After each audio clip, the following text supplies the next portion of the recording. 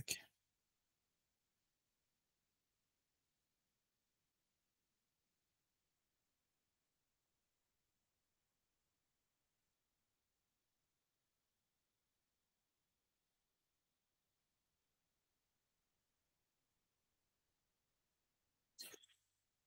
Bismillah ar-Rahman ar-Rahim, alhamdulillah wa salatu wa salam ala rasulillah.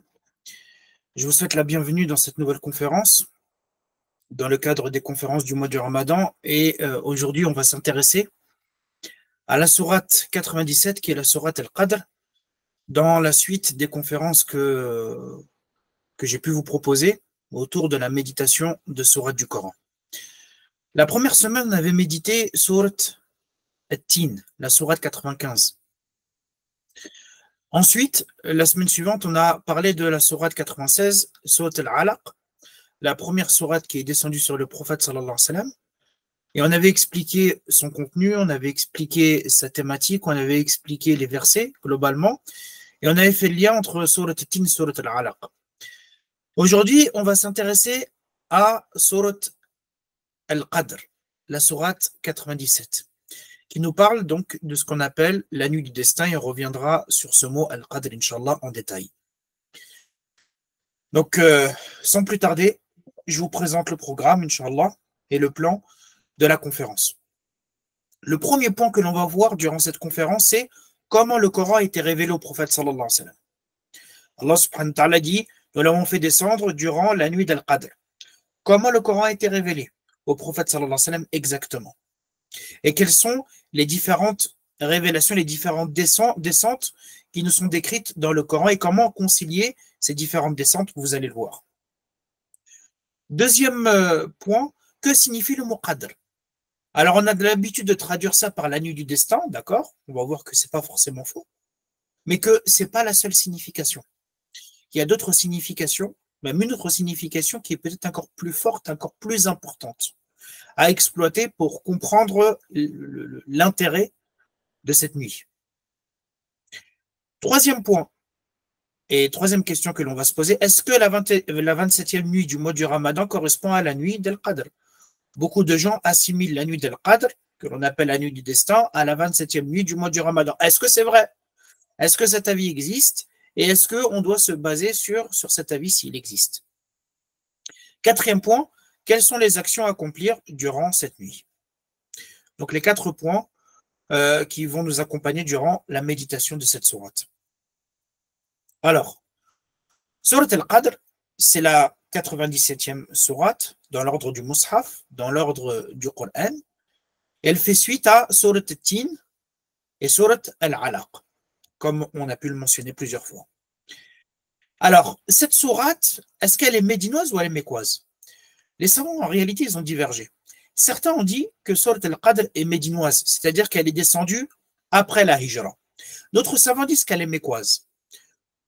Il semble que l'avis qui dit qu'elle est mécoise est plus pertinent à la vue de la thématique de la sourate qui tourne autour de la spiritualité, qui tourne autour de la descente du Coran, notamment la première descente, d'après ce que les savants ont mentionné en partie. Mais la divergence, elle existe, et les deux sont possibles.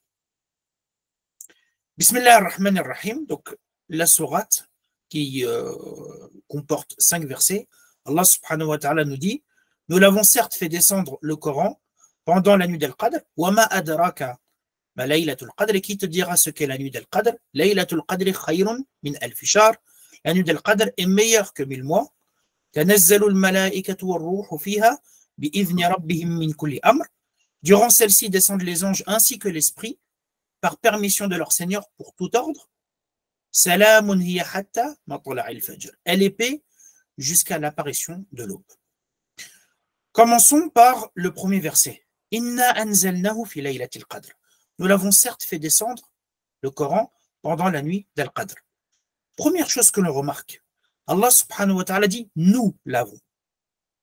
Donc le pluriel est utilisé. Qu'est-ce que signifie ce pluriel? Ce pluriel, en réalité, il s'appelle en arabe le pluriel de majesté et il existe aussi dans les langues, en français, etc. Quand un roi s'exprime, quand une personne très importante s'exprime, il s'exprime au pluriel, à la première personne du pluriel, nous. Et ça, c'est pour indiquer la grandeur, l'éminence de celui qui parle. En l'occurrence, dans le Coran, Allah subhanahu wa ta'ala utilise à plusieurs reprises la première personne du pluriel, justement, pour indiquer sa grandeur et aussi pour attester de l'éminence et de l'importance de ce qui va être évoqué. Et là, l'importance de la descente du Coran, mais aussi l'importance de Laylatul Qadr, de cette nuit. Allah subhanahu wa ta'ala donc nous dit Inna anzalnahu fi laylatil qadr.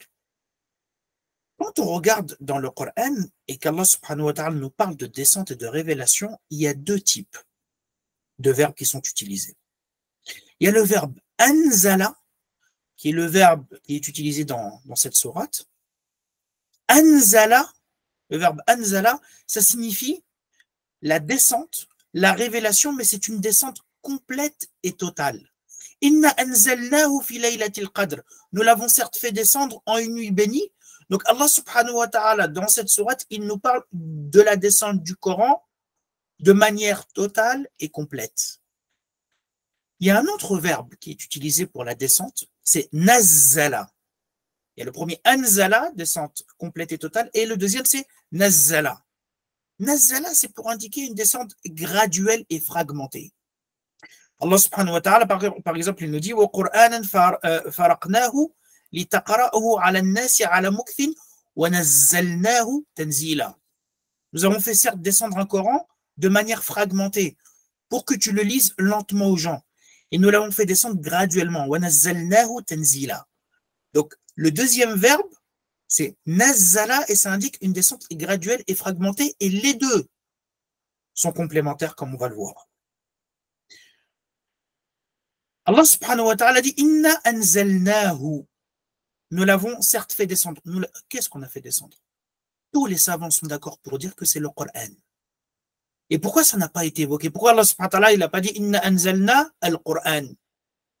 Les savants disent en fait, c'est parce que le Coran était tellement dans les esprits des gens, Allah, la révélation prenait une telle place, les gens savaient tellement qu'Allah subhanahu wa ta'ala parlait du Coran, c'est tellement évident dans le contexte que cela n'a pas besoin d'être explicité. La chose, elle était connue sans avoir besoin de l'expliciter. Et ça démontre par la même occasion que le Coran occupait les esprits, tous les esprits des gens au moment de sa révélation. Et aussi, les savants ils disent, la non-évocation du Coran marque encore plus sa valeur. Nous l'avons fait descendre. Vous voyez, parfois le fait de ne pas évoquer la chose directement ou par l'intermédiaire d'un pronom, ça augmente la valeur de la chose. Ça intrigue et ça amène la personne à s'intéresser encore plus à cette chose. Inna anzalnahu fi laylatil qadr. Alors, donc on revient aux deux verbes que l'on a cités, anzala et nazzala. Anzala, descente complète et totale, et nazzala, descente fragmentée. Donc on voit dans certains versets que le Coran est descendu pendant le mois du Ramadan, durant la nuit d'Al-Qadr, qui est la nuit bénie, en une fois. Et il y a d'autres versets qui nous indiquent que le Coran a été descendu de manière fragmentée, petit à petit, sur 23 ans, au prophète sallallahu alayhi wa sallam. Comment concilier ces deux avis? Comment concilier ces deux descentes? Le prophète sallallahu alayhi wa sallam, il reçoit le Coran petit à petit. Alors comment on peut dire que le Coran il est descendu d'un coup, de manière complète? Alors qu'on a constaté, historiquement parlant, que le prophète sallallahu alayhi wa sallam recevait le Coran de manière fragmentée pendant 23 ans. Alors, l'avis le plus connu, c'est de dire qu'en fait, il y a eu deux descentes. La première descente, qui concerne la descente complète et totale pendant le mois du Ramadan et durant la nuit d'Al-Qadr, en fait, c'est une descente dans le monde de l'invisible. De la table gardée, Lawh al-Mahfouz, au 7e ciel, Lawh al-Mahfouz, c'est là où est inscrit tout ce qui va se passer jusqu'au jour de la résurrection. Donc, le Coran, qui était dans la table, cette table gardée, est descendu du 7e ciel à ce qu'on appelle Bayt al-Izza, c'est-à-dire le premier ciel, le ciel le plus bas. Et ça, c'est la descente complète et totale dont Allah subhanahu wa ta'ala nous parle dans cette sourate. Et la deuxième descente, justement, c'est la descente graduelle. C'est celle qui va se passer du ciel le plus bas vers la terre, donc vers le prophète sallallahu alayhi wa sallam, sur une période de 23 ans. Donc, descente totale, complète, dans le monde de l'invisible, dans les cieux, de la table gardée au ciel le plus bas, et descente graduelle du ciel le plus bas vers la terre sur une période de 23 ans, le prophète sallallahu alayhi wa sallam. Ça, c'est la parole du compagnon Ibn Abbas, le grand compagnon Ibn Abbas, qui est connu pour son savoir et être une référence dans le tafsir. Et les savants nous disent que cet avis, il est même assimilé à un hadith. C'est-à-dire qu'on peut considérer que cette parole d'Ibn Abbas est un hadith. Pourquoi? Parce que Ibn Abbas, il nous parle d'un détail, en l'occurrence la première descente, qui est un détail de l'invisible. Or, un compagnon ne peut pas parler de l'invisible, de son propre ijtihad, de son propre effort, en réfléchissant dans son coin. S'il nous parle, par exemple, du paradis, de l'enfer, des signes de la fin des temps, de ce qui se passe dans l'invisible au jour du jugement dernier, et qu'il prononce une parole, un détail, forcément, ça vient de quelque part. Et si ce compagnon-là a dit cette chose de manière authentique, et que ça parle d'un détail de l'invisible, alors on va se dire forcément que ce compagnon qui rapporte ce détail, il l'a attribué et il l'a entendu du prophète sallallahu alayhi wa sallam. Donc c'est comme un hadith. Je vais juste couper les micros, comme ça on est tranquille. Voilà. Donc vous voyez, c'est assimilé à un hadith. Parce qu'Ibn Abbas rapporte un détail de l'invisible, et ce détail de l'invisible, il ne peut le rapporter que du prophète sallallahu alayhi wa sallam, il ne peut pas le rapporter de sa tête. Il y a un autre avis qui dit qu'en réalité, les versets qui décrivent le début de la révélation, Inna anzalnahu, c'est la première révélation que le prophète sallallahu alayhi wa sallam a reçue. Donc d'après cet avis-là, Inna anzalnahu fi laylatil qadr, nous l'avons fait descendre le Coran durant la nuit du destin, durant le mois du Ramadan, ça parle seulement du début de la révélation. Donc les 5 premiers versets que le prophète sallallahu alayhi wa sallam a reçus, lorsque Jibril alayhi salam est venu dans la grotte, lui révéler les 5 premiers versets de Surat Al-Alaq. Et ensuite, le Coran est descendu graduellement. Ce deuxième avis, il existe même s'il est très minoritaire. Celui que l'on rapporte souvent et celui sur lequel on se base, c'est plutôt l'avis d'Ibn Abbas, qui concilie la descente totale et la descente fragmentée. Inna anzalnahu fi laylatil qadr. Fi laylatil qadr. Donc le Coran a été descendu, c'est clair, durant cette nuit. Ce qui indique l'importance du Coran et l'importance de cette nuit. Vous avez vu, complémentaire. Si Allah il a fait descendre le Coran durant la nuit d'Al-Qadr, c'est parce que le Coran a une importance. Et si la nuit d'Al-Qadr a accueilli la descente du Coran, c'est pour nous montrer aussi que cette nuit est très importante, puisque la dernière révélation a été accordée au prophète sallallahu alayhi wa sallam à ce moment-là. Quand vous regardez, c'est honneur sur honneur. Celui qui a descendu le Coran, c'est qui? C'est Allah. Qui est l'intermédiaire? Jibril. Qui est celui qui l'a reçu, le Coran? Le meilleur des hommes, la meilleure des créatures, Muhammad sallallahu alayhi wa sallam. Et quand est-ce que ce Coran a été descendu sur le prophète sallallahu alayhi wa sallam? Durant la nuit du destin. Honneur sur honneur. Alors maintenant, que signifie Al-Qadr? Il y a plusieurs significations, plusieurs possibilités. Et là, ça vous montre que dans le Coran, globalement, le mot, il peut être polysémique, c'est-à-dire, vous pouvez utiliser et avoir un mot qui signifie plusieurs choses à la fois. Et là, Al-Qadr, il signifie plusieurs choses à la fois. Et à chaque fois, il y a une signification que l'on va tirer qui va nous montrer un aspect important de cette nuit. Première signification, Al-Qadr, ça signifie la valeur, le rang. Ça veut dire que cette nuit a été nommée ainsi pour montrer son immense importance et son rang extraordinaire. Durant cette nuit, le Coran a été descendu. Durant cette nuit, les anges vont descendre en masse sur la terre. La bénédiction et la miséricorde descendent. Celui qui pratique l'adoration d'Allah subhanahu wa ta'ala, il aura un haut rang et une énorme récompense. Donc tout ça indique quoi? Elle indique la valeur et le rang de cette nuit. C'est pour ça, Laylatul Qadr, on peut le traduire par la nuit de la grande valeur, du très haut rang, ou la nuit de la valeur. Ça, c'est la première signification. Et vous retrouvez le mot Qadr qui signifie rang, valeur, dans d'autres versets. Allah subhanahu wa ta'ala dit wa ma qadarullaha haqqa qadri. En parlant des polythéistes, ils n'ont pas estimé Allah à sa juste valeur. Haqqa qadri. Hein? Le qadr ici, c'est la valeur, c'est le rang. Ils n'ont pas mis Allah subhanahu wa ta'ala à sa juste valeur parce qu'ils ont considéré que pour adorer Allah subhanahu wa ta'ala, il fallait des intermédiaires, il fallait des idoles qui n'ont aucun pouvoir. Deuxième signification, ça c'est la plus connue, c'est le destin, le décret divin, ce qu'on appelle le qadar. Et ça, c'est une signification qui existe. Malheureusement, il y a des gens qui disent oui, mais non, Laylatul Qadr, ça signifie la valeur, le rang, donc c'est faux de dire que ça signifie le destin, le décret divin. Non. S'il vous plaît, faites attention à ça. C'est pas parce qu'une personne vous donne une signification, et même si la signification de valeur rang est peut-être plus importante, ça ne signifie pas que les autres sens sont faux et sont rejetés. Ils sont complémentaires, encore une fois. Et ça, c'est ce que les savants ont évoqué, sans aucun problème. Donc, Laylatul Qadr signifie la nuit du destin, la nuit du décret divin. Allah subhanahu wa ta'ala dit « Fiha yufraqu kullu amrin hakim » Durant cette nuit est décidé tout ordre sage. Comme les savants le rapportent, et je vous cite une parole de Qatada, qui est un grand savant, durant cette nuit, il est décrété tout ce qui va se passer durant l'année jusqu'à l'année suivante. Donc, Allah subhanahu wa ta'ala va révéler aux anges tout ce qu'il va se passer durant l'année qui va suivre. Tout ce qui va avoir lieu. La subsistance, les décès, les naissances.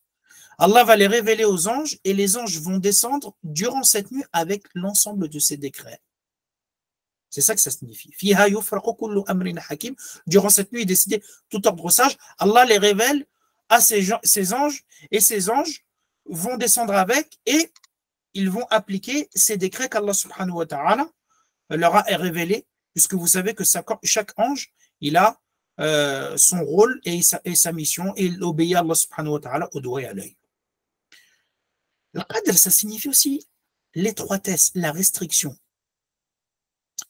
Quel est le lien avec Laylatul Qadr? Eh bien, en fait, les anges descendent en masse. On va le voir, tanazzala. Tanazzalul malaikatu wa ruh. Les anges, ils descendent tellement en masse que pendant cette nuit, l'espace en devient étroit.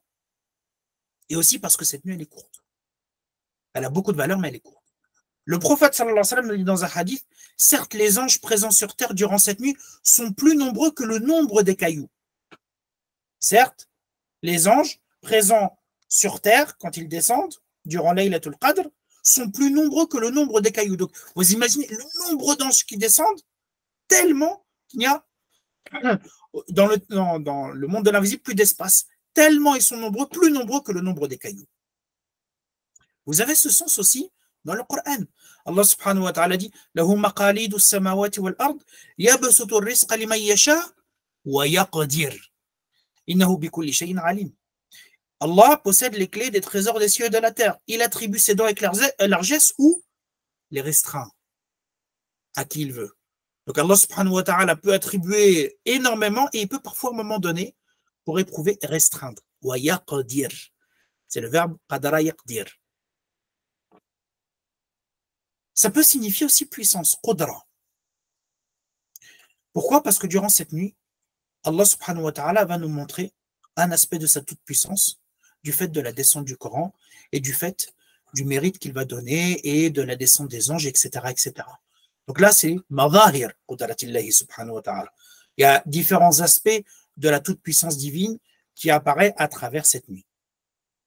Donc vous voyez que al-qadr, ça signifie la valeur, le rang, ça signifie le destin, la destinée, ça signifie l'étroitesse, la restriction, et ça signifie la puissance.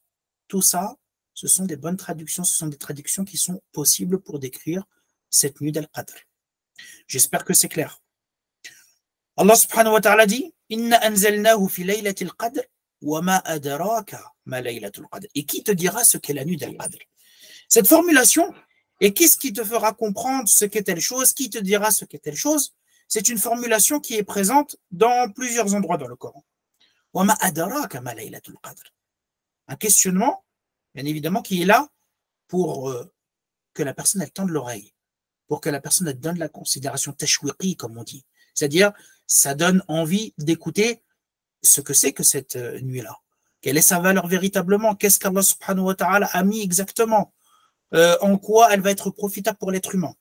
Et cette formulation, donc elle montre l'importance de cette chose et elle montre aussi l'incapacité pour la raison humaine, de cerner cette chose-là. Subhanallah, l'être humain, quelle que soit son intelligence, quelle que soit sa réflexion, il y a des choses qu'il ne peut savoir que par l'intermédiaire de la révélation, parce que même s'il cerne et même s'il arrive à découvrir un certain nombre d'aspects dans le monde matériel et encore, il ne cernera jamais le monde de l'invisible.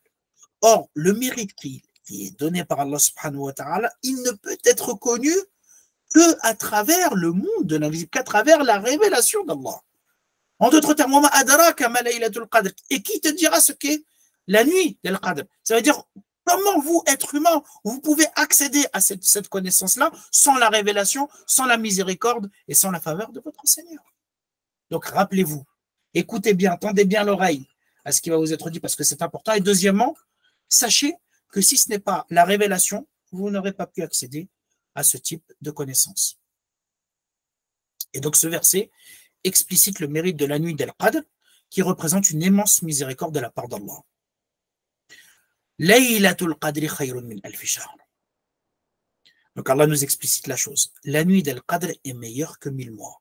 Et si vous remarquez, le mot Laylatul Qadr, il est répété 3 fois. Par exemple, Allah subhanahu wa ta'ala dit was-sama'i wat-tariq wa ma adraka mat-tariq an-najmu ath-thaqib. Allah il répète 2 fois dans 2 phrases la chose. Là, Allah subhanahu wa ta'ala dit inna anzalnahu fi laylatil qadr wa ma adraka ma laylatul qadr. Laylatul qadri khayrun min alf shahr. 3 fois. Pour nous interpeller sur cette nuit-là et pour que l'on soit bien attentif sur la chose. Alors, Laylatul Qadri khayrun min alfi shahr. La nuit del Qadr est meilleure que 1000 mois. Qu'est-ce que ça signifie? Certains savants, ils ont compris le verset dans son sens propre. C'est-à-dire, la nuit est meilleure que 1000 mois, tout simplement. Comme Allah le mentionne. Donc, est meilleure que 83 ans et 4 mois. Et là, petite précision. Allah, il dit meilleur. Il ne dit pas équivalent. C'est pour ça que, aussi, c'est une erreur inintentionnel pour la plupart du temps, de certaines personnes qui disent c'est comme faire 83 ans. Ça, c'est un repère. Mais Allah dit khayrun, meilleur que 83 ans et 4 mois d'adoration. C'est meilleur. Ça, c'est sûr et certain. Celui qui fait une adoration durant cette nuit, c'est mieux qu'une personne qui accomplit pendant 83 ans et 4 mois des adorations. L'imam Ibn Kathir, le grand savant, il nous dit les actes effectués durant la nuit del Qadr sont meilleurs que l'adoration accomplie durant 1000 mois, dans lesquels il n'y aurait pas la nuit du destin. Il y a certains qui rapportent la raison, la cause de révélation de ce passage.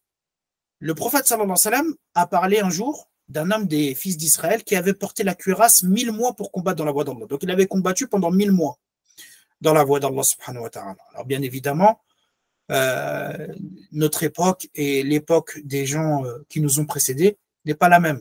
Les gens pouvaient vivre beaucoup plus longtemps et parfois ils avaient une vie comme celle de Nuh alayhi salam qui dépassait la nôtre très largement. Donc les musulmans, quand ils ont écouté ça, une personne qui a combattu pendant 1000 mois dans la voie d'Allah, ils se sont étonnés en disant subhanallah, comment on peut faire ça? Et Allah a révélé par la suite la sourate Al-Qadr qui dit que celui qui accomplit les actions durant cette nuit a fait une action qui est encore meilleure et des adorations qui sont encore meilleures que ce fils d'Israël qui avait porté la cuirasse pour la cause d'Allah subhanahu wa ta'ala. Et ça vous montre le mérite de la communauté et le bienfait d'Allah subhanahu wa ta'ala sur la communauté du prophète sallallahu alayhi wa sallam. Certains savants ont compris que le nombre 1000 est symbolique et qu'en fait il signifie beaucoup. Par exemple, Allah subhanahu wa ta'ala dit وَلَتَجِدَنَّهُمْ أَحْرَصَ النَّاسِ عَلَى حَيَاةٍ وَمِنَ الَّذِينَ أَشْرَكُوا يَوَدُّ أَحَدُهُمْ لَوْ يُعَمَّرُ أَلْفَ سَنَةٍ. Et certes, tu les trouveras les plus attachés à la vie d'ici-bas, pire en cela que les associateurs, en parlant des enfants d'Israël, tels d'entre eux aimeraient vivre 1000 ans. Mais une pareille longévité ne les sauvera pas du châtiment. Donc, ces gens-là, ils sont tellement attachés à la vie terrestre qu'ils voudraient vivre 1000 ans. Et quand Allah subhanahu wa ta'ala dit 1000 ans, est-ce que ça signifie 1000 ans pile poil? Et alors la personne se dit, je vais vivre 1000 ans et après, bon, je peux mourir tranquille. Non, je peux vivre autant que je peux. Et d'ailleurs, le mot 1 million, milliard, ça n'existait pas chez les Arabes à cette époque-là. C'est pour ça que les Arabes, lorsqu'ils veulent dire million, à cette époque, ils disaient elf, elf. Elf, elf. Donc le chiffre qui pouvait être évoqué, le plus grand, symboliquement, c'était 1000. Et c'est pour ça que ces savants ont dit, eh bien, il faut comprendre le nombre 1000 symboliquement. Et pour faire simple, si le terme million existait à cette époque, Allah il aurait dit, la nuit d'Al-Qadr est meilleure que 1 million de mois. S'il y avait 1 milliard, il aurait dit meilleur que 1 milliard de mois. Ça aurait été possible, selon cet avis-là. Donc, encore une fois, le nombre 1000 est symbolique et signifie beaucoup. Comme une personne qui va dire, je t'ai répété ça 36 fois. Ce type de langage, on l'utilise, non pas pour dire que la personne elle a répété vraiment 36 fois, mais pour dire beaucoup de fois. Les deux avis sont possibles. Même si le premier avis, qui parle de prendre la chose littéralement, c'est l'avis qui est majoritaire. Le prophète sallallahu alayhi wa sallam a encouragé les croyants à profiter de cette nuit. Le prophète sallallahu alayhi wa sallam a dit dans un hadith, certes, ce mois vous est parvenu en parlant du mois du Ramadan. Il s'y trouve une nuit qui est meilleure que 1000 mois, donc la nuit d'Al-Qadr. Celui qui est privé d'elle, donc celui qui ne profite pas, est privé de tout le bien. Et n'est privé de son bien qu'une personne privée de tout bien. Laylatul Qadr a une immense faveur, une immense récompense. Celui qui ne profite pas comme il le faut, symboliquement, il est privé de tout bien. C'est-à-dire, si tu ne profites pas de ce moment, de cette nuit-là pour faire des adorations, vraiment, tu es passé à côté. Tu as manqué l'occasion, rêvé l'occasion idéale pour te rapprocher d'Allah subhanahu wa ta'ala. Le prophète sallallahu alayhi wa sallam, dans un autre hadith, celui qui prie la nuit du destin, d'Al-Qadr, avec foi et en espérant la récompense, iman wa ihtisaban, ses péchés précédents sont pardonnés. Comme celui qui jeûne le mois du Ramadan avec foi et en espérant la récompense, ses péchés précédents sont pardonnés.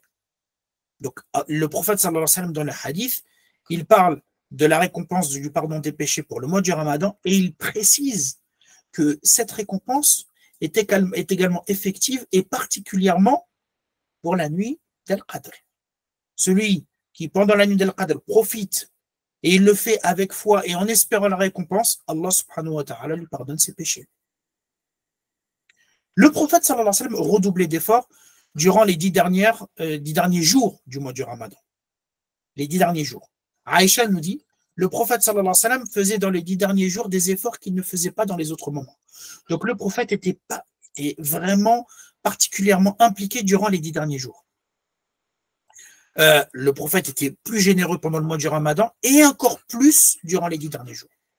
Aïcha nous précise la chose, elle nous dit, quand les 10 derniers jours du Ramadan arrivaient, le prophète sallallahu alayhi wa sallam passait sa nuit dans l'adoration, il réveillait sa famille, il redoublait d'efforts et il serrait son izar. Izar, donc c'est le vêtement pour couvrir le bas. Et c'était une manière de dire il s'isolait pour se consacrer à l'adoration. Donc il n'avait pas de rapport avec ses femmes intimes et vraiment il était concentré sur les adorations et sur la lecture du Coran, la prière et le fait de se rapprocher d'Allah subhanahu wa ta'ala. Ça c'est le témoignage de qui? De Aïcha, son épouse. Donc celle qui partageait sa vie intime. Le prophète, il redoublait d'efforts, il se concentrait, il fournissait tous les efforts qu'il pouvait fournir durant ces 10 derniers jours et aussi durant Laylatul Qadr. Alors, qu'est-ce qu'on peut faire dans cette nuit? Quels sont les actes qui sont recommandés? Premier acte, parmi les actes qui sont recommandés, la prière. La prière obligatoire et la prière surrogatoire. La prière obligatoire, faire la prière de l'Aïcha à la mosquée, la prière du Maghrib de l'Aïcha. Les prières surrogatoires, ça signifie donc tarawih, ça signifie ce qu'on appelle le tahajjud. Vous pouvez avoir dans certaines mosquées donc, le tarawih qui est juste après l'Aïcha et aussi le tahajjud, c'est-à-dire une prière vers la fin de la nuit jusqu'à un peu avant Fajr. C'est ce qu'on appelle le tahajjud. Donc, il y a un certain nombre de mosquées qui, en plus du tarawih, durant les 10 dernières nuits, même parfois avant, ils rajoutent des prières surrogatoires durant le dernier tiers de la nuit jusqu'avant le Fajr. Et la personne, elle peut aussi faire des prières chez elle. Les prières surrogatoires sont tout à fait possibles à la maison, à la mosquée ou à la maison. Deuxième chose, lecture du Coran. Et vous savez que le mois du Ramadan, c'est quoi? Le mois du Ramadan durant lequel on a fait descendre le Coran. S'il y a bien une action durant le mois du Ramadan, il faut multiplier en général et plus particulièrement durant les 10 derniers jours et durant les 10 dernières nuits, c'est la lecture du Coran. C'est l'acte central. Ça ne veut pas dire que c'est le seul. Et on va voir ensuite d'autres actes que l'on peut faire. Mais s'il y a bien une action que l'on doit multiplier, s'il y a bien une relation que l'on doit créer une relation forte que l'on doit créer pendant ce mois, c'est une relation avec le Coran, avec la parole d'Allah subhanahu wa ta'ala. Alors la question aussi, pour la lecture du Coran des femmes indisposées. Comment elle peut faire? Donc une femme qui est indisposée, est-ce qu'elle peut lire le Coran ou pas? La majorité des savants disent non. La femme qui est indisposée ne peut pas lire le Coran. C'est-à-dire que elle ne peut pas prendre le mushaf, elle ne peut pas le toucher, et elle ne peut pas le lire. D'après cette majorité de savants, si la femme elle ne peut pas lire le Coran, elle peut l'écouter. Et Inch'Allah ta'ala, en l'écoutant avec méditation, elle peut avoir la même récompense que la personne qui lit le Coran. Donc la femme indisposée qui veut avoir un lien avec le Coran et qui ne peut pas le lire selon la majorité des savants, elle peut l'écouter.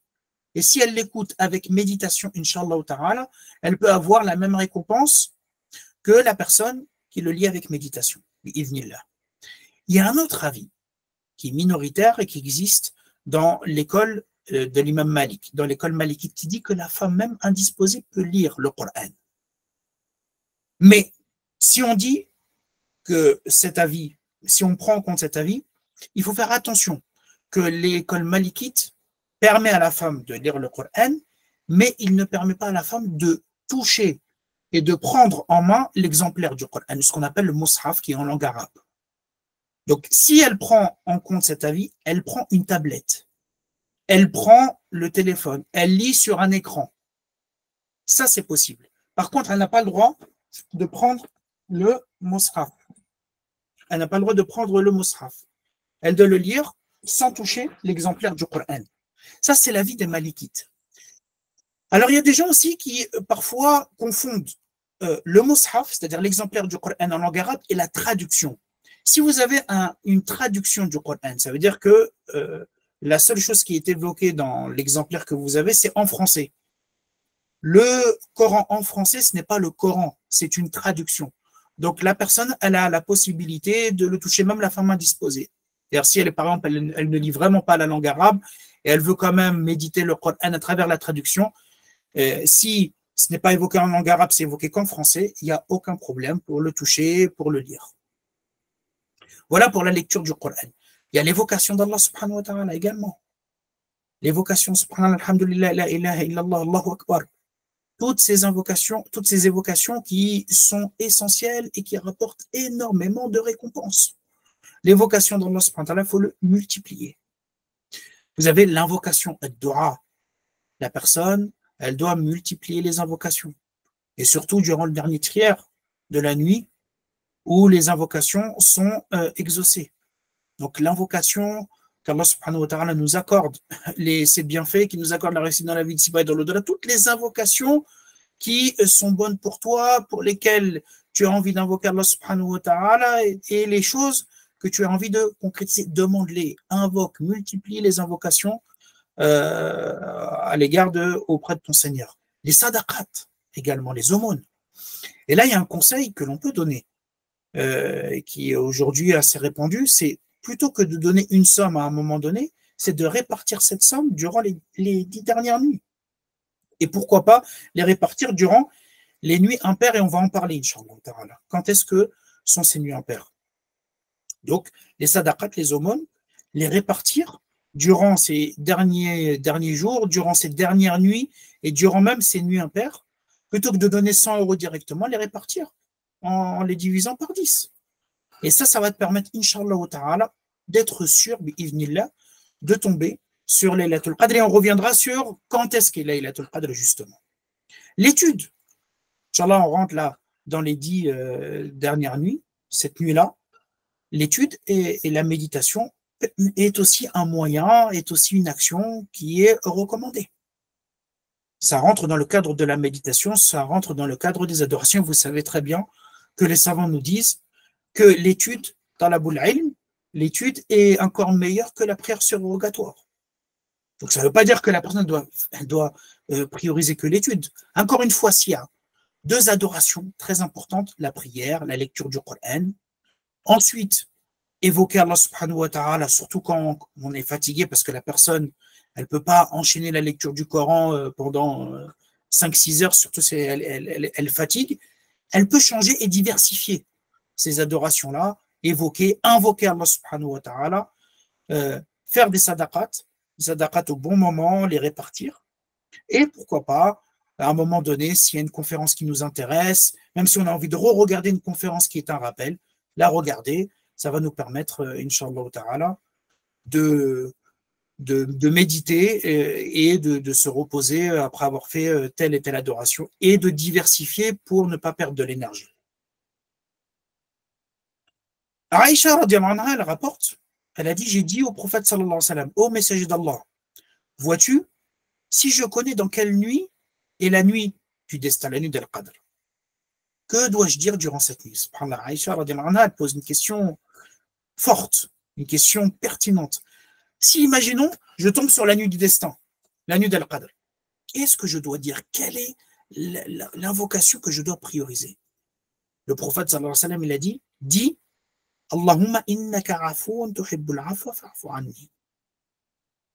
Tu es certes, ô Allah, le pardonneur, et tu aimes le pardon, alors pardonne-moi. Ou, Seigneur, tu es quelqu'un qui gracie, tu accordes ta grâce, et tu aimes accorder ta grâce, alors gracie-moi, sauve-moi de l'enfer, préserve-moi.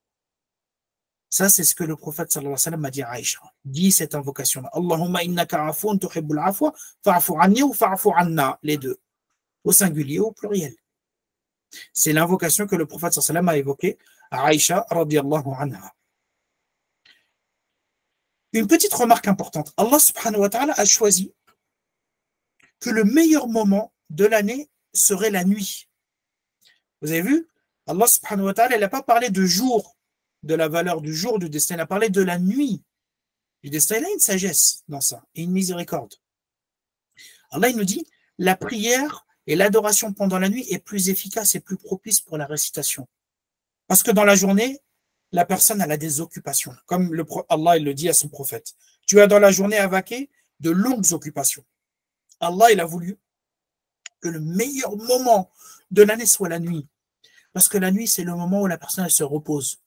Où elle n'est pas en train de rechercher sa subsistance. Elle n'est pas en train, normalement, de travailler. Elle peut se reposer. Elle n'est pas occupée. Bon. Encore une fois, aujourd'hui, avec les réseaux sociaux, avec Internet, c'est plus compliqué. Mais imaginez-vous, sans tous les appareils que l'on a aujourd'hui, la nuit, forcément, c'est propice à la méditation, c'est propice au recueillement, c'est propice à fournir tous les efforts nécessaires pour adorer Allah subhanahu wa ta'ala tranquillement, sans être embêté, sans être occupé, sans être préoccupé par la subsistance ou par autre chose.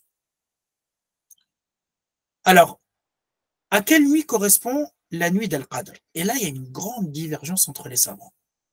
Il y a un savant, un grand savant, du hadith qui nous dit qu'il y a 46 avis sur la question. 46 avis. Alors, dans ces 46 avis, tous les avis forcément ne se valent pas. Il y a 2 avis qui se distinguent et que l'on peut retenir vraiment et qui sont très pertinents au vu des textes qui sont mentionnés sur quand est-ce qu'a lieu cette nuit. Premier avis, c'est qu'elle correspond à la 27e nuit du mois du Ramadan. Selon un avis, cette nuit d'Al-Qadr correspond à la 27e nuit du mois du Ramadan. Et ça, c'est un avis qui est connu chez les Malikites. Et là encore, on revient à l'importance de respecter la divergence, de respecter, parce que, alors, il y en a beaucoup qui se concentrent que sur la 27e nuit. On va voir que c'est pas pertinent, c'est pas sage que de se concentrer seulement sur la 27e nuit du mois du Ramadan. Parce qu'on va voir qu'il y a un autre avis qui est très pertinent et qui est très soutenu par un certain nombre de savants, parce que si toi tu dis que c'est la 27e nuit et que c'est pas forcément la 27e nuit et qu'auprès d'Allah subhanahu wa ta'ala c'est autre chose, tu as manqué l'occasion de multiplier des adorations durant d'autres nuits que la 27e, comme on va le voir.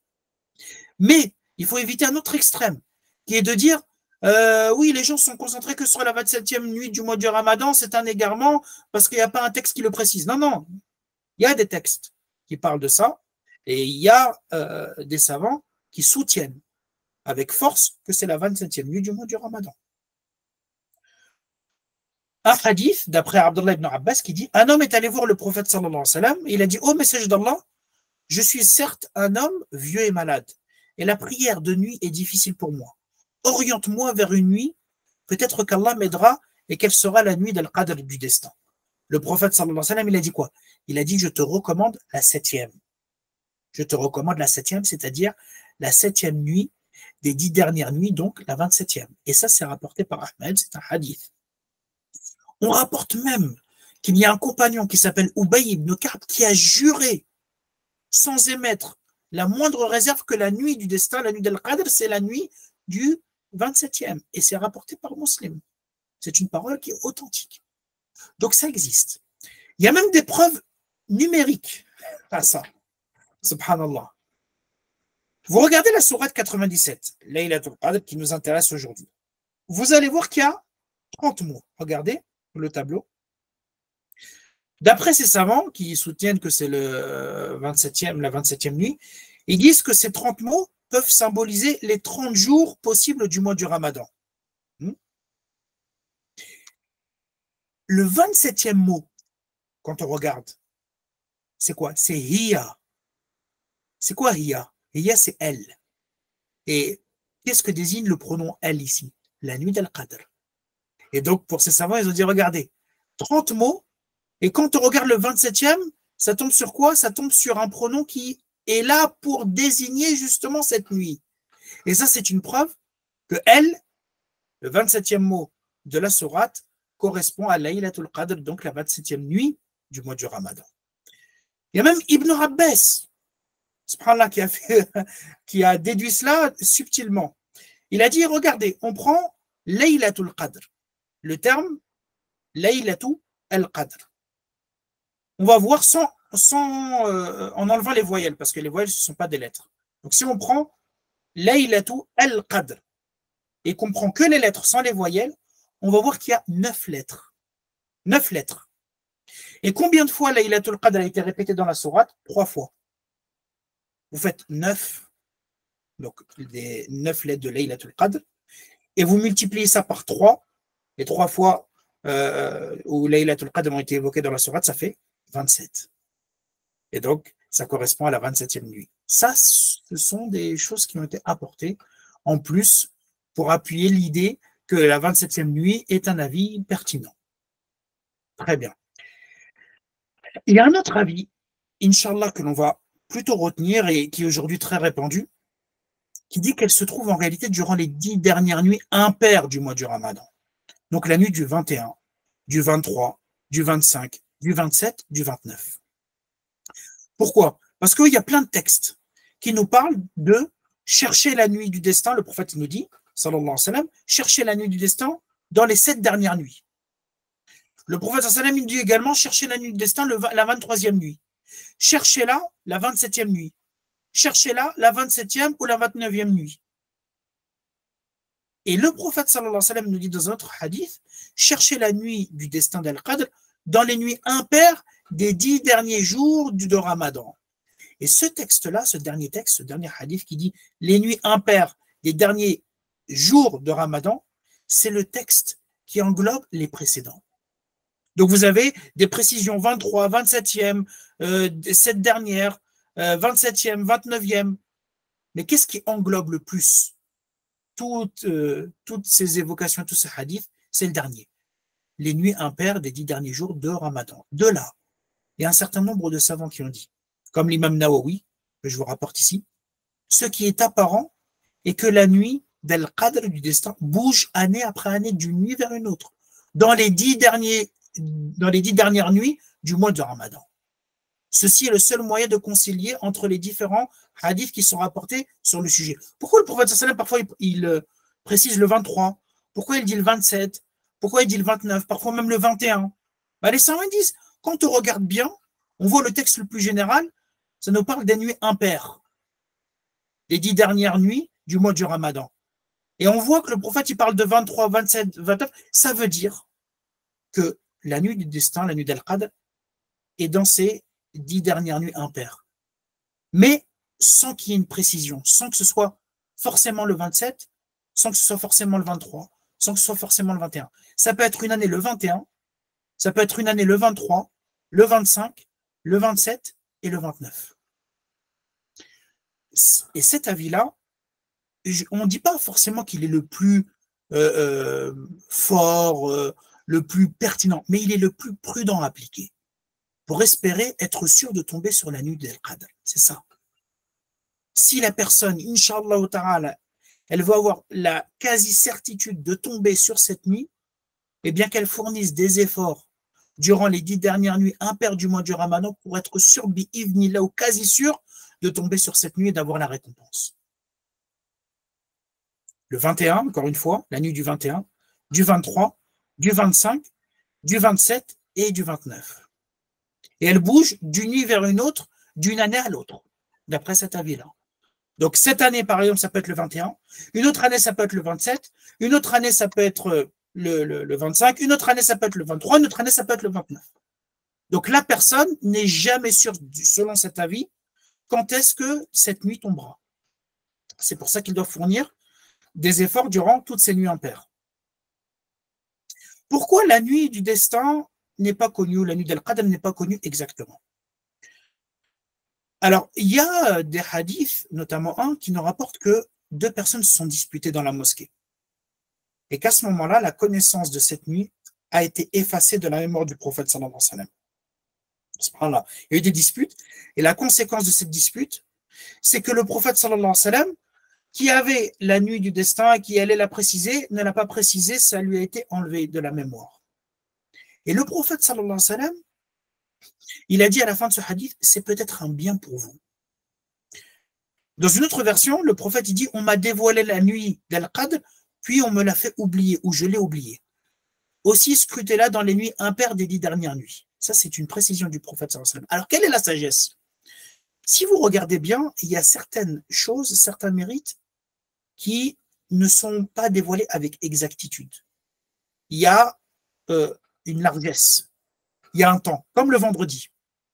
Le prophète sallam il dit que le vendredi, il y a un temps où les invocations sont exaucées. On ne sait pas exactement. Par exemple, il y a un nom d'Allah subhanahu wa ta'ala qui est le nom suprême, à travers lequel, si on invoque, on est exaucé. Et Allah subhanahu wa ta'ala répond. Quel est ce nom? Les savants, ils ont divergé. De la même façon, Laylatul Qadr, quand est-ce que c'est? Allahu a'lam. On ne sait pas exactement. Il n'y a pas un texte qui est venu le préciser. Et le but dans tout ça, par exemple pour le vendredi, c'est que tu multiplies les invocations durant le vendredi. C'est que tu diversifies tes invocations, par exemple, lorsque tu invoques Allah subhanahu wa ta'ala et que tu l'interpelles avec plusieurs noms pour tomber sur le nom suprême. Et de la même façon, les nuits où la nuit d'Al-Qadr n'a pas été évoquée pour que tu déploies des efforts durant tout le mois du Ramadan et surtout durant les 10 dernières nuits impaires et durant les 10 dernières nuits de manière générale. Et c'est pour ça que le prophète sallallahu alayhi wa sallam l'a dit, c'est peut-être un bien pour vous dans le sens où, finalement, le fait que vous ne sachiez pas quand est-ce que c'est exactement, ça va vous éviter de vous concentrer sur une nuit et ça va vous permettre de faire des efforts durant toutes les autres nuits pour avoir encore plus de récompenses. Alors, quels sont les signes de la nuit du destin? Le principal signe qui est évoqué, c'est que le soleil qui se lève le lendemain matin, après la nuit d'Al-Qadr, il est sans rayon. Abdullah ibn Abbas il rapporte que le prophète sallallahu alayhi wa sallam a dit, c'est une nuit qui est douce, la nuit du destin. Ni chaude, ni froide, après laquelle le soleil se lève avec une légère rougeur. Et dans un autre hadith, Ubay ibn Ka'b, un compagnon, il a dit, son signe, que c'est la nuit du destin, la nuit d'Al-Qadr, c'est que le soleil se lève le matin qui suit cette nuit. Le soleil, il est clair et il est sans rayons. Ça, c'est le principal signe. Il y a d'autres signes également qui sont évoqués. La force de la luminosité de cette nuit. L'apaisement qu'il y a, le fait que la personne, elle ressent durant cette nuit vraiment un apaisement, une tranquillité et une saveur. Donc la personne, subhanallah, elle ressent que la prière nocturne a une saveur particulière, qu'il y a une adoration, les adorations sont facilitées, etc. Attention, ça, ce sont des signes. Ça veut dire quoi? Ça veut dire que ce sont des indices, mais personne ne peut déterminer avec exactitude que la nuit de destin a eu lieu parce qu'on a vérifié que le soleil était sans rayon le lendemain. Ce sont des signes.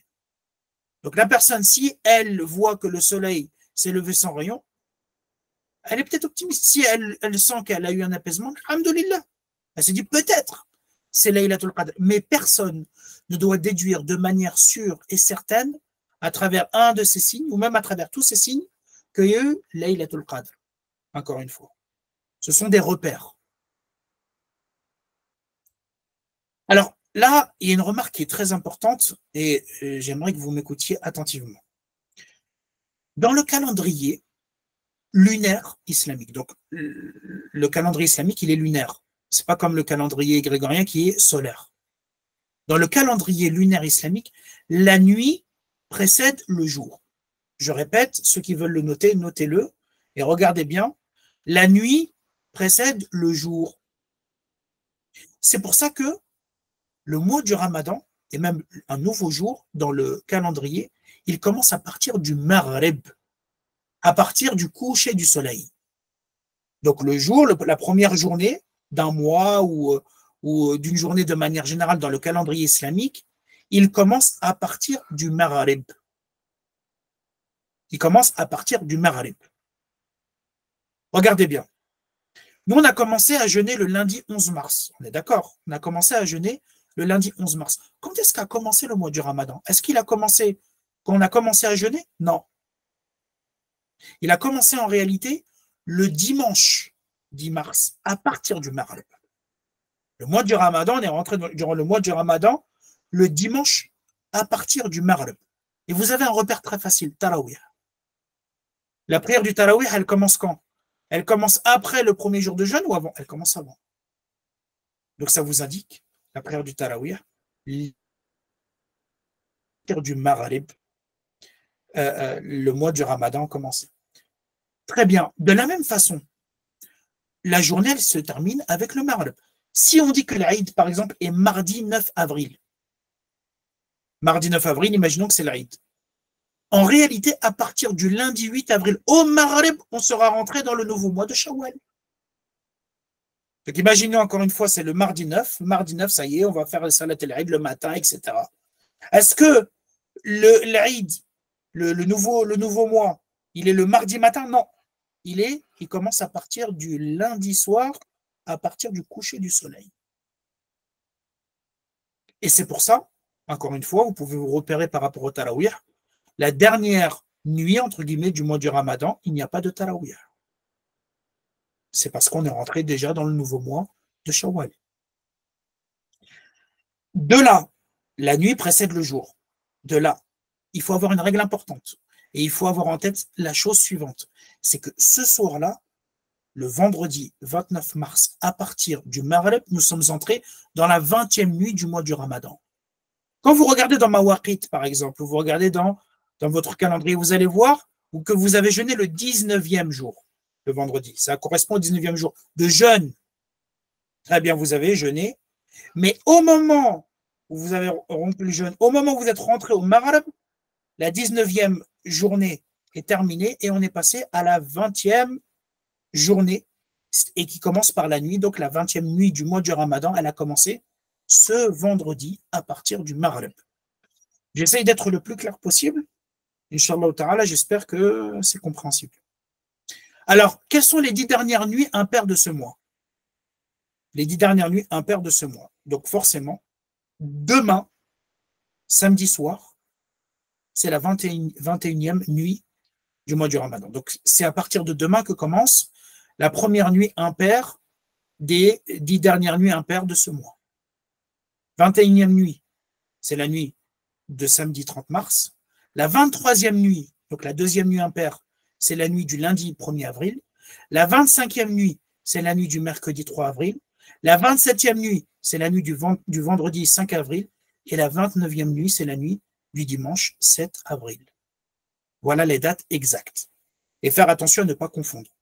À se dire c'est la 21e nuit, c'est-à-dire la 21e après la 21e journée de jeûne, c'est la nuit qui va suivre cette 21e journée de jeûne. Non. Encore une fois, la nuit précède le jour. Et donc demain, on va faire notre 20e journée de jeûne, mais la nuit précède le jour encore une fois. Donc la nuit du 20e commence avant la journée de jeûne. Allah subhanahu wa ta'ala dit donc dans le verset suivant, تَنَزَّلُ الْمَلَائِكَةُ وَالرُّوحُ فِيهَا بِإِذْنِ رَبِّهِمْ مِنْ كُلِّ أَمْرٍ. Durant cette nuit descendent les anges ainsi que l'esprit, par la permission de leur Seigneur, pour tout ordre. تَنَزَّلُ. تَنَزَّلُ en vérité c'est le verbe تَتَنَزَّلُ. Il y a un ta en langue arabe qui a été enlevé pour faciliter, pour alléger la prononciation. Mais normalement c'est تَتَنَزَّلُ. C'est vraiment le verbe, vous avez le verbe nazala qui veut dire descendre, tatanazzalu. Vous savez, en langue arabe, il y en a qui dit, plus vous ajoutez des lettres, plus le sens il est fort. Donc ça signifie, c'est la forme intensive de nazala, de descendre, c'est vrai, descendre en masse. Le grand nombre d'anges descendent durant cette nuit. Les portes des cieux s'ouvrent et les anges qui sont les habitants des cieux commencent à descendre vers la terre petit à petit durant cette nuit. Le prophète sallallahu alayhi wa sallam, il dit dans un hadith, la nuit d'Al-Qadr est la 27e ou la 29e nuit. Certes, les anges présents sur terre descendent et sont présents sur terre durant cette nuit sont plus nombreux que le nombre des cailloux, comme je vous l'ai mentionné. Par permission de leur Seigneur pour tout ordre. Donc en fait, les anges descendent par la permission de leur Seigneur avec tous les décrets de l'année, comme on a pu le mentionner, et les ordres à appliquer. Donc les anges sont au courant de ce qui a été décrété l'année qui va suivre, et chaque ange, il reçoit en descendant l'application de l'ordre. Chacun, il reçoit sa propre mission, son propre rôle. Et il apparaît donc aux anges ce qui va se produire durant cette année. Et il leur est ordonné d'appliquer les tâches qui leur sont confiées. Durant cette nuit, décider tout ordre sage, donc tous les décrets de l'année. On rapporte, subhanallah, que les anges visent et vont visiter tous ceux qui veillent cette nuit en prière, tous ceux qui lisent le Coran avec méditation, tous ceux qui font du dhikr. Et la descente des anges, ça indique quoi en réalité? Ça indique la miséricorde, ça indique la bénédiction, ça indique le bien. Tanazzalul malaikatu war-ruh. C'est quoi ruh, l'esprit? Ruh, ça désigne en vérité Jibril alayhi salam. Allah subhanahu wa ta'ala dit nazala bihi ruhul amin, et l'esprit fidèle est descendu avec cela. Allah subhanahu wa ta'ala nous dit également dans un autre verset yawma yaqumu ar-ruhu wal malaikatu saffa, le jour où l'esprit et les anges se dresseront en rang au jour de la résurrection, et personne ne parlera ce jour-là si ce n'est par la permission du tout miséricordieux. Donc Jibril alayhi salam, il est appelé Ar-Ruh. Pourquoi?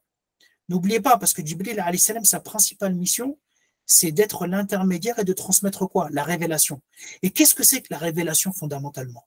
La révélation, c'est ce qui permet de faire revivre les âmes, ce qui permet de faire revivre les cœurs. D'ailleurs, Allah subhanahu wa ta'ala désigne le Coran comme étant Ruh.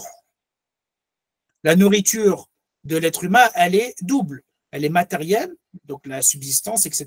Et elle est aussi spirituelle. Et la nourriture spirituelle, c'est la révélation. Et qui descend la révélation à chaque fois? Qui est responsable? C'est Jibril alayhi salam. C'est pour ça qu'on mentionne Jibril alayhi salam, il est mentionné dans le Coran par Ar-Ruh. Très bien. Jibril alayhi salam ne fait-il pas partie des anges? Si. Alors pourquoi Allah subhanahu wa ta'ala, il évoque Tanazzalul malaikatu war-ruh? puisque Jibril alayhi salam fait partie des anges. Allah il aurait pu dire les anges descendent. Et à l'intérieur de ces anges, il y a Jibril alayhi salam. Pourquoi Allah subhanahu wa ta'ala a évoqué Jibril alayhi salam à côté des anges alors qu'il fait partie des anges?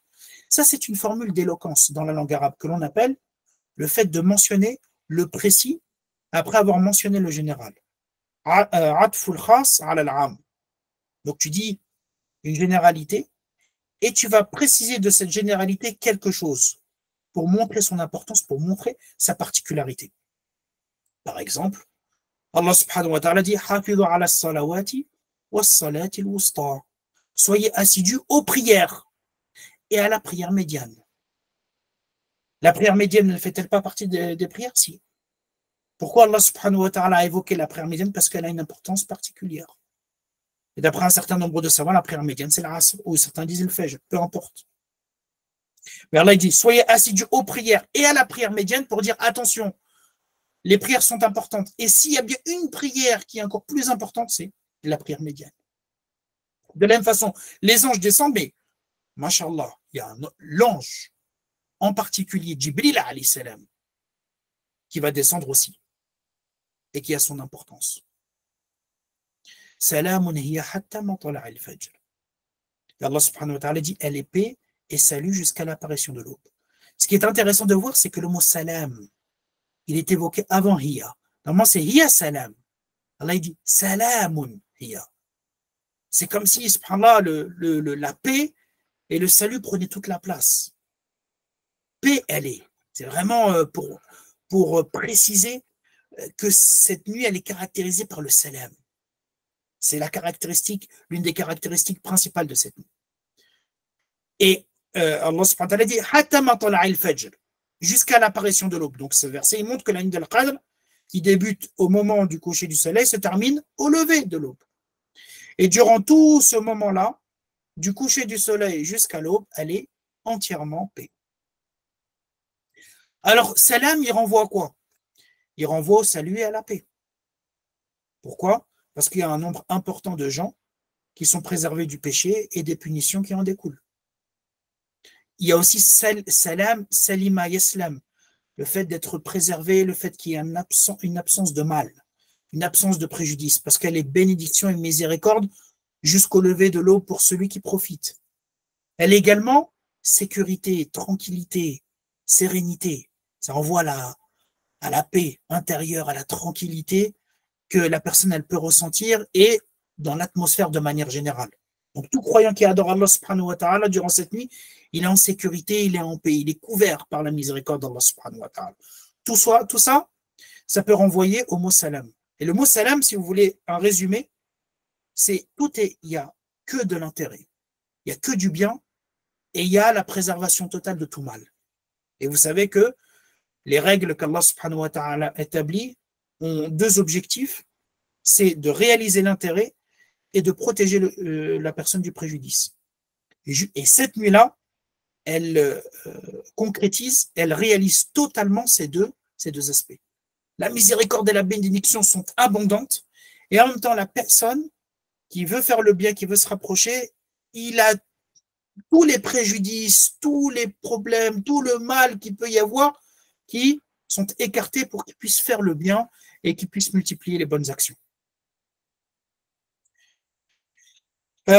Subhanallah, quand on remarque, Allah il nous dit Inna anzalnahu fi laylatil qadr, nous l'avons fait descendre durant la nuit d'Al-Qadr.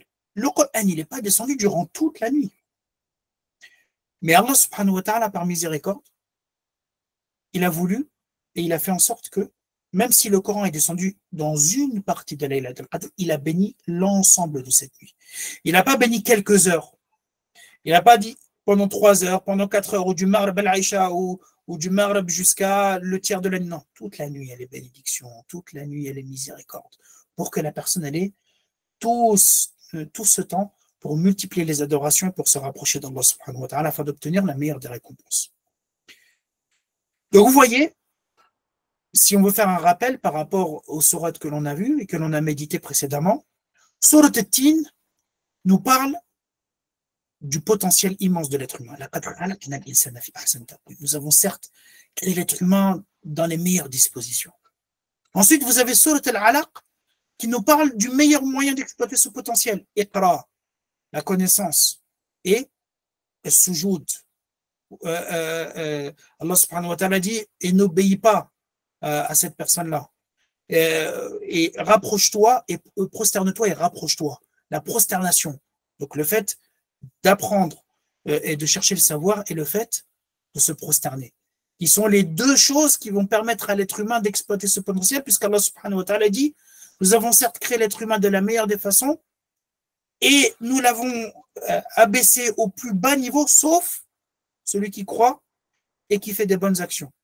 Croire en augmentant son savoir, parce que plus tu vas augmenter ton savoir, plus tu vas augmenter ta foi, et la prosternation, parce que la prosternation, c'est le moment où tu te retrouves le plus proche d'Allah subhanahu wa ta'ala, et c'est la meilleure action, c'est le cœur de la prière, et la prière, c'est le cœur de l'adoration.